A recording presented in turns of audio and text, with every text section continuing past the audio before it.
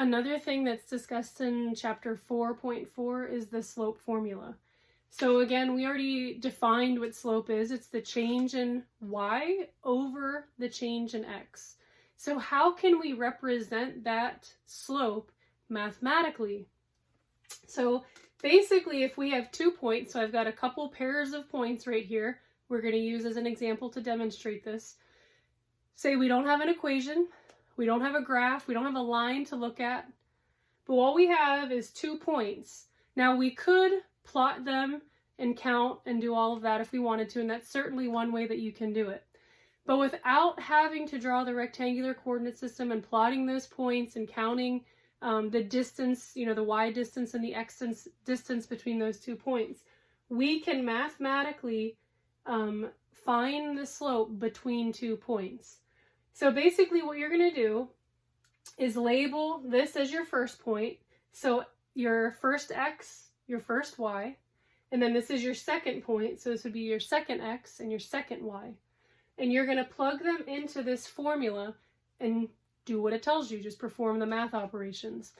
So our math formula, our slope formula, is m equals y sub 2 minus y sub 1, or our second y minus our first y. And then we have x sub 2 minus x sub 1, or our second x minus our first x. So let's go ahead and work through this a couple times to make sure we understand it. So I'm going to go ahead and just label these real quick. This is going to be x1, this will be y1, this will be x2, and this will be y2. So I'm going to go ahead and plug these in their respective places according to the formula. So y2 is 8, and then I have a minus sign, and then y1 is 2, and then x2 is 6, and x1 is 3. So I have a minus sign, and then x sub 1, so our first x is 3. So now we just do the math like we do in our order of operations. Do the top first. 8 minus 2 is 6. 6 minus 3 is 3. And 6 divided by 3 is 2. So our slope would be m equals 2. Now, that is a really easy formula to perform when all of our coordinates are positive. So what happens if a couple of those coordinates are negative? So let's try this second one that's in purple here. So again, I'm going to go ahead and just label these points.